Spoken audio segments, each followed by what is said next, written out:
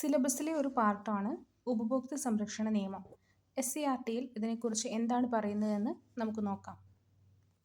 വിൽപ്പനക്കാരനും marketing? വാങ്ങുന്നവരും വിൽപ്പനക്കാരനും അടുത്ത ബന്ധം വാങ്ങുന്നവരും സ്ഥാപിക്കുന്ന തമ്മിൽ ഇടത്തെ വിപണി അഥവാ അടുത്ത കമ്പോളം, ബന്ധം സ്ഥാപിക്കുന്ന മാർക്കറ്റ് എന്ന് ഇടത്തെ വിളിക്കാം. നമുക്ക് വിപണി, മനുഷ്യൻ തന്റെ കമ്പോളം ആവശ്യങ്ങൾ അഥവാ മാർക്കറ്റ് നിറവേറ്റുന്നതിനായി എന്ന് പറയാം. സാധനങ്ങളും ഇനി എന്താണ് സേവനങ്ങളും ഉപഭോഗം? വാങ്ങി എന്താണ് ഉപയോഗിക്കുന്നതിനെ ഉപഭോക്താവ്? ഉപഭോഗം എന്ന് പറഞ്ഞാൽ എന്നും കൺസപ്ഷൻ. വില കൊടുത്തോ മനുഷ്യൻ വില തന്റെ കൊടുക്കാമെന്ന ആവശ്യങ്ങൾ കരാറിലോ നിറവേറ്റുന്നതിനായി സാധനങ്ങളും സേവനങ്ങളും വാങ്ങി ഉപയോഗിക്കുന്നതിനെയാണ് നമ്മൾ ഉപയോഗിക്കുന്ന consumption ആളെ അഥവാ ഉപഭോക്താവ് ഉപഭോഗം എന്നും എന്ന് പറയുന്നത്. ഉപഭോക്താവ് എന്ന് പറഞ്ഞാൽ കൺസ്യൂമർ. വില കൊടുത്തോ കൊടുക്കാമെന്ന കരാറിലോ സാധന സേവനങ്ങൾ വാങ്ങി ഉപയോഗിക്കുന്ന ആളിനെയാണ് നമ്മൾ ഉപഭോക്താവ് എന്ന് വിളിക്കുന്നത്. ഉപഭോഗത്തെ സ്വാധീനിക്കുന്ന ഘടകങ്ങൾ: സാധനങ്ങളുടെ വില, ജനസംഖ്യയുടെ വലുപ്പവും ഘടനയും, സർക്കാർ നയങ്ങൾ, നികുതി, സബ്സിഡി, പരസ്യം, വിപണന പ്രവർത്തനങ്ങൾ, സാമൂഹ്യ സാംസ്കാരിക പ്രവണതകൾ. ഉപഭോക്തൃ സംതൃപ്തി അഥവാ കൺസ്യൂമർ സാറ്റിസ്ഫാക്ഷൻ. സാധനങ്ങളും സേവനങ്ങളും ഉപയോഗിക്കുന്നതിലൂടെയാണ് ഒരു ഉപഭോക്താവിന് സംതൃപ്തി കണ്ടെത്താൻ കഴിയുന്നത്. ഉപഭോക്താവിന്റെ സംതൃപ്തിയാണ് എല്ലാ സാമ്പത്തിക പ്രവർത്തനങ്ങളുടെയും പ്രധാന ലക്ഷ്യം.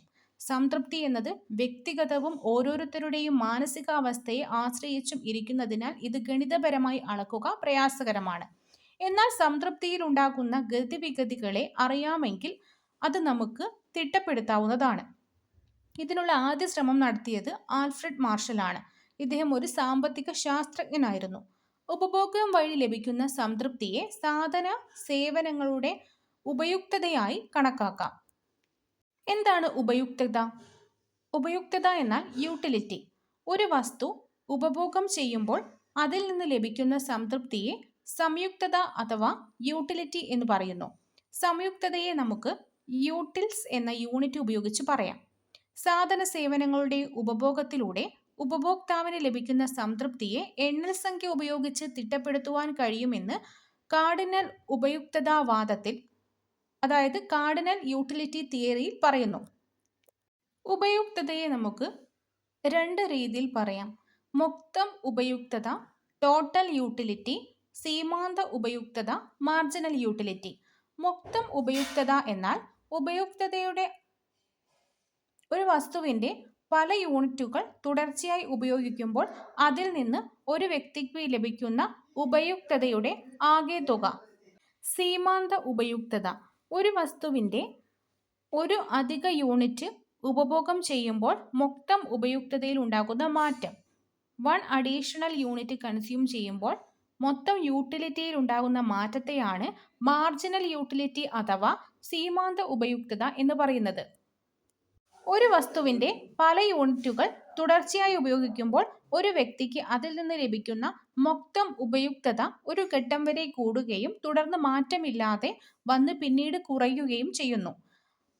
ഒരു വസ്തുവിന്റെ പല യൂണിറ്റുകൾ തുടർച്ചയായി ഉപയോഗിക്കുമ്പോൾ ഒരു വ്യക്തിക്ക് അതിൽ നിന്ന് ലഭിക്കുന്ന സീമാന്ത ഉപയുക്തത ഒരു ഘട്ടം വരെ കുറയുകയും തുടർന്ന് പൂജ്യമാവുന്നു. അതിനുശേഷം അത് നെഗറ്റീവ് ആവുന്നു. മൊത്തം ഉപയുക്തതയുടെ അളവ് ഉപയോഗിച്ച് വരയ്ക്കുന്ന വക്രം കർവ് ആണ് ടോട്ടൽ യൂട്ടിലിറ്റി കർവ് അഥവാ മൊത്തം ഉപയുക്തതാ വക്രം.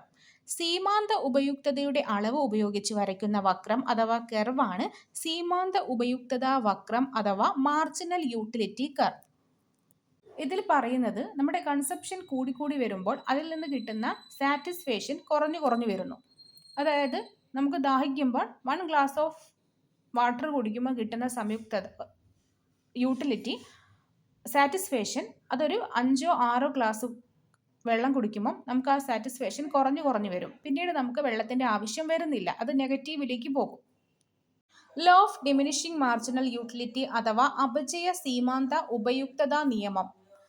മറ്റ് വസ്തുക്കളുടെ ഉപഭോഗത്തിൽ മാറ്റമില്ലാതെ ഒരു സാധനത്തിന്റെ കൂടുതൽ യൂണിറ്റുകൾ തുടർച്ചയായി ഉപഭോഗം ചെയ്യുമ്പോൾ അതിൽ നിന്ന് ലഭിക്കുന്ന സീമാന്ത ഉപയുക്തത കുറഞ്ഞു വരുന്നു എന്നത് അപചയ സീമാന്ത ഉപയുക്തതാ നിയമം പറയുന്നു. അതായത് മറ്റ് വസ്തുക്കളിൽ മാറ്റമില്ലാതെ നമ്മൾ തുടർച്ചയായിട്ട് ഒരേ വസ്തു ഉപയോഗിക്കുമ്പോൾ നമുക്ക് അതിൽ നിന്ന് കിട്ടുന്ന സാറ്റിസ്ഫാക്ഷൻ കുറഞ്ഞു വരുന്നു. അതായത് സീമാന്ത ഉപയുക്തത കുറഞ്ഞു വരുന്നു. ഇതിനെയാണ് ലോ ഓഫ് ഡിമിനിഷിംഗ് മാർജിനൽ യൂട്ടിലിറ്റിയിൽ പറയുന്നത്.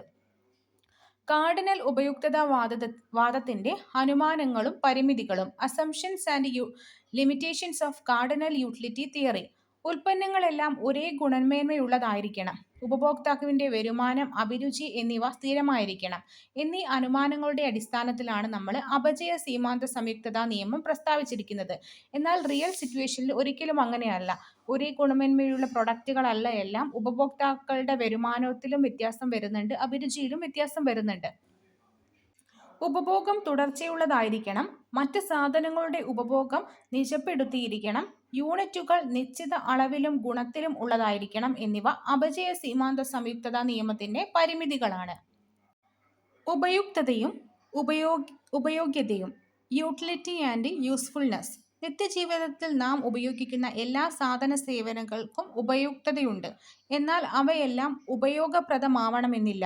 ഉദാഹരണത്തിന് സിഗരറ്റ് വലിക്കുന്ന ഒരാൾക്ക് അതിൽ നിന്ന് ഉപയുക്തത ലഭിക്കുന്നുണ്ട്. പക്ഷെ നമുക്ക് അറിയാം സിഗരറ്റ് എന്നത് ഉപയോഗപ്രദമല്ലാത്ത ഒരു വസ്തുവാണ്. മാത്രവുമല്ല അതിൻ്റെ ഉപയോഗം ആരോഗ്യത്തിന് ഹാനികരമാണ്. ഉപയുക്തതയിൽ നൈതികതയ്ക്ക് പ്രസക്തിയില്ല. നമ്മൾ ഉപയോഗിക്കുന്ന സാധനങ്ങളെ free goods, economic goods, consumer goods എന്നിങ്ങനെ മൂന്നായി തിരിക്കാം. ഫ്രീ ഗുഡ്സിൽ വരുന്നത് സൂര്യപ്രകാശം, വായു, ജലം. ഇക്കണോമിക് ഗുഡ്സിൽ വസ്ത്രങ്ങൾ, ധാതുക്കൾ. കൺസ്യൂമർ ഗുഡ്സിൽ ഭക്ഷണം, വാഹനം. ക്യാപിറ്റൽ ഗുഡ്സ്, അതിൽ ഉപകരണങ്ങൾ, ഫാക്ടറികൾ എന്നിവ വരുന്നു. ഡ്യൂറബിൾ ഗുഡ്സ്, വീട്, മേശ എന്നിവ. നോൺ ഡ്യൂറബിൾ ഗുഡ്സ്, പാല്, പച്ചക്കറി എന്നിവ. മാർക്കറ്റിൽ നിന്ന് ഒരു സാധനം വാങ്ങുമ്പോൾ ഒരു ഉപഭോക്താവ് ശ്രദ്ധിക്കേണ്ട കാര്യങ്ങൾ എന്തെല്ലാമാണ്? ഉൽപ്പന്നങ്ങളുടെ ഗുണമേന്മ, ഉപയോഗിക്കാൻ കഴിയുന്ന കാലാവധി, വില, അളവും തൂക്കവും, സുരക്ഷാ മാനദണ്ഡങ്ങൾ, വാറന്റി.